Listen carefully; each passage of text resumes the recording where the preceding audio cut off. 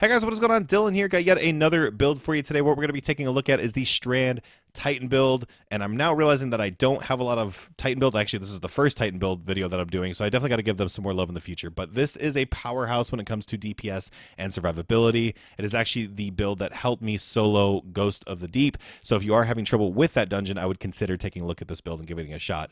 What it mainly focuses on is Banner of War. You can see it, I have ×4 there on the left. You get Banner of War through melee kills, finishers, and using a sword.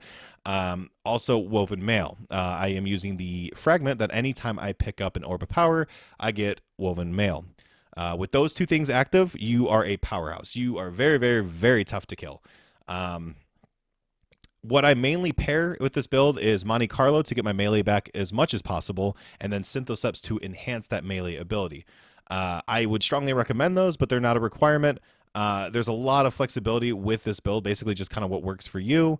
I would recommend something like a 1-2 punch shotgun that just to enhance it and just get a little bit more damage out of this build. You can also use something like tractor cannon, which will also do a lot of weakening. That just enhances that melee more, allowing you to do more damage to a boss. You'll see here in a minute with Ekthar, I do a hot swap to a tractor cannon to just kind of get the most out of the build. And then, of course, you can use a sword like Thin Precipice if you want to, again, just kind of get more to the build. Keep Banner of War procced, as getting kills with swords will also give you Banner of War. And the main thing here is just melee kill, melee kill, melee kill, throw tangles, big explosion sort of thing. So, and then for the build itself, I use Blade Fury, obviously, Towering Barricade, Catapult Lift, the Frenzied Blade, and then I use Grapple, though you can use any grenade that you'd like. I just prefer Grapple personally. Banner of War, big important aspect there. And I use Flesh at Storm. Again, you can use other aspects if you think those are more important. I just personally like Flesh at Storm, which I'll get to in a minute. Thread of Fury, Thread of Continuity, Thread of Generation, and then the final one is going to be Thread of Warding. The reason that I like to use Flesh at Storm is I do like to have a ranged melee ability. It just kind of helps with the build a little bit, especially if there's enemies that I can't get to. Now here you can see I am taking on Ekthar, so I hit him with the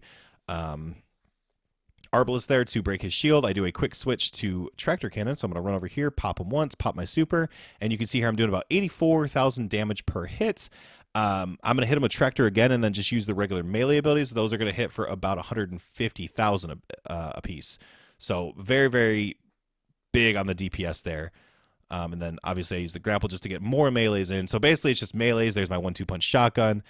So it's just it's a very simplistic build in the world of punch, punch, punch, basically. And then yeah, if you want to use a sword, you can get your Banner of War back. But if you have Banner of War, if you're picking up orbs and you have Woven Mail, you are very, very tough to kill.